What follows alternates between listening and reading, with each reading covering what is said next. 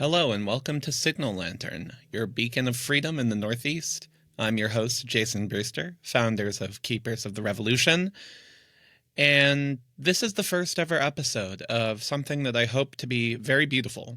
Very big. Okay, that's a great start, having a Trump impression in the first 30 seconds of my thing, but it is true. See, I have no script right now. I haven't prepared any notes. I just pressed record. That is not a symptom of being unprepared, but rather that I'm passionate about what I do as the founder of something that is perhaps taking on one of the most uphill battles in American political history to spark a revival in the Northeast. And I'd like to tell you about that mission and inspire you to join. I've lived all my life in the state of Massachusetts, surrounded by stories of brave men doing great things to start the revolution. But as I look around me today, it seems that our liberties are under fire, under threat. Free speech regulations, making it impossible to say what you actually think, restrictions on our Second Amendment, and not even to mention high taxes. If you go around, you'd probably see people refer to Massachusetts as Taxachusetts. I refer to it as Marxachusetts. That is a Jason trademark. That is mine. I lay claim over that. But it doesn't have to be that way. I mean, I think it's funny. Our founders essentially started the revolution over like a 3% tax on tea. They'd be rolling over in their graves right now to see what the federal government taxes us. But my approach isn't really towards the federal government. It's a lot more state related. All right. In particular, town and state level, basically federalism taken to the max, where each individual town, each individual place has its part to play. I want to restore constitutional governance as the founders intended it. And that can be a pretty daunting task. For decades at this point, half a century, Massachusetts and New England more broadly has been this hotbed of Marxism and really poor policy decisions. Now, I'm not going to get into a discussion at this present moment about which policy decisions I take issue with, but general rule of thumb, if it goes against the Constitution, it's not something I agree with. See, our founders were very interesting men, very young men. They put their lives, their names, their sacred treasure, or their lives, their treasure, their sacred honor, and pledged it. See, the Declaration of Independence was not just a birth certificate, but also a death certificate. Benjamin Franklin had said that we will all hang together and most assuredly will hang separately. They knew that by placing their names on that document, they were assigning their own death warrant, but they did so anyways. Why is that? Because they believed in something greater than themselves. The first event that I did for Keepers of the Revolution was on April the 19th of 2025, the exact 250th anniversary of the battles of Lexington and Concord. I independently planned, fundraised, put this entire event together, and that was sort of laid the seeds of what we're doing here as an organization. Along the way, I met my co-founder, Matt Lynch, and you'll hear more from him in the future. And also my dear friend Remy. Both of them will have their own episode, and we'll hook that all up. But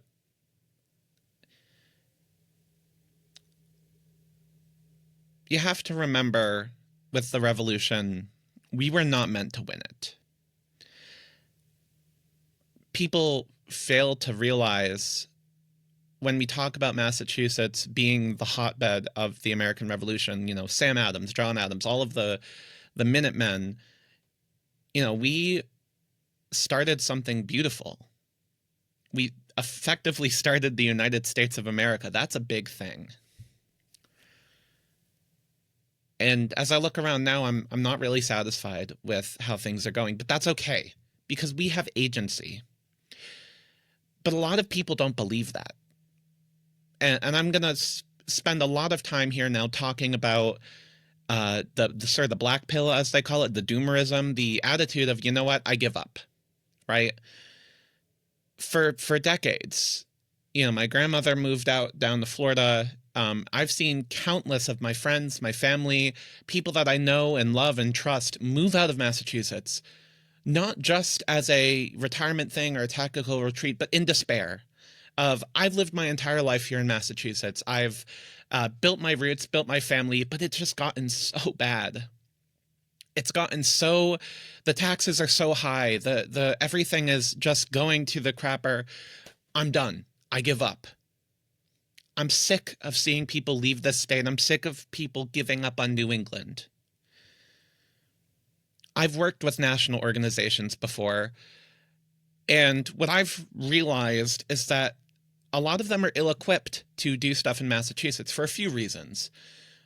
One, we're kind of inherently skeptical towards outsiders. If someone comes from Texas and is like, hey, I'm from national organization from Texas, especially if you're in New Hampshire or Maine, for example, they have a lot better Second Amendment rights. You're going to be like, I plead the second, get off my lawn, effectively. There is a benefit of having an organization that is by New Englanders, for New Englanders, in order to just focus on New England, right? I have no desire or intention to become a national organization. People will probably beg me to do so, but that's a hard line in the sand for me, and I'm establishing that right here from episode 1 of Signal Lantern, our sort of de facto bully pulpit for KOR. But as you go along, if you go around, as I've laid the groundwork here, I've discovered something very interesting, actually. I was expecting this to be a tougher sell, because my sell is, all right, this is going to be tough work. This is going to be backbreaking, grueling, thankless work for like 10 plus years in order to even get a little bit of leeway. And I go to, conferences in Orlando and people say, good luck, right? But if I go to people around here in New England, they're like, heck yeah, let's do it. And the vast, vast majority of people I speak with in New England are just so fed up with the way things are going that they want something new to take root and start building. And so that's given me great encouragement as a founder. I thought it would be more difficult to get people on board, when in fact it's actually been really easier than I thought it would be. I think the energy is here, right? We've chosen a great time that people are sort of aware of the political realm, and they're doing stuff, and they're wanting to get involved. They're wanting to do that. And so I've picked a really good time. Now something about me as a person, I, well, now that I'm graduated, I can dox myself. I went to Westfield State University. I got a bachelor's in English with a theater minor. And one of the things I did was basically have a full-on war with my student government. That's a long discussion for later, but effectively, they did not have a appeals process for the recognizing of student groups. I was trying to start a club. It was Turning Point, but what effectively happened is they denied me for bullcrap reasons, and I was like, all right, lawsuit. And let's just say that there is now a appeals process in the Westfield Student Government Constitution. A lot of the ethos of the organization I'm starting is really a single sentence of, fine, I'll do it. I think many people have tried to make organizations, whether it's national, but I just think that there's really a hidden gem here, a untapped source of energy of New Englanders who are pissed off about how things are going, just like me, who want to be involved and want to make a difference. And I think taking that energy and moving it forward is great, is the right path. And on myself, I'm under no delusions of grandeur that I am the most qualified or most experienced person, right? Like, I'm not going to let any of this get to my head. There are probably tens of thousands of people who are more experienced and more qualified than I am, but they've already left. I feel like uniquely called. I feel like I'm the only one kind of crazy enough to try, right? That without the funding, without the experience, without any of this, I mean, I'm probably not distilling my confidence as a leader, but what I have is resolve, right? What I have is deep duty, endurance, excellence, and prudence.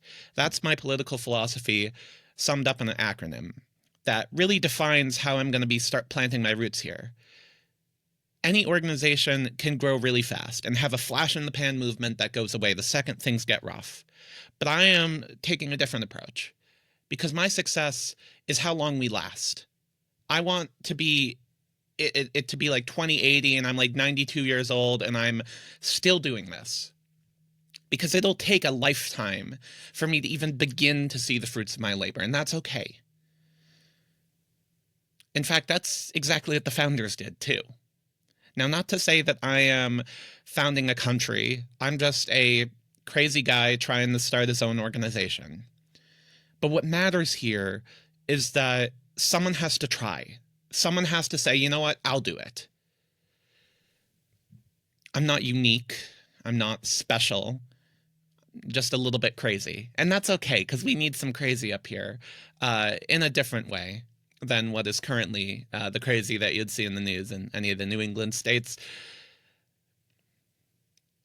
In short, Keepers of the Revolution may be young, but it plans to be an institution that long outlasts me. I once met Charlie Kirk. It was the summer of last year, 2024. And he was doing a book signing line, and I don't remember exactly what I told him, but I was like, hey, listen, like, we need help up here in New England. We need help up here in the Northeast. And the short video that I have recorded from when I was exiting that line after he signed that book, he said, keep fighting for New England. And I said, we will. And so that's what I'm doing. I'm starting something full steam ahead. No looking back. Because Massachusetts is where the revolution started. New England needs a renaissance. And we are how the revolution continues. If you liked what I had to say, please subscribe and spread the signal with all of your friends. I've been Jason Brewster. Thank you for listening.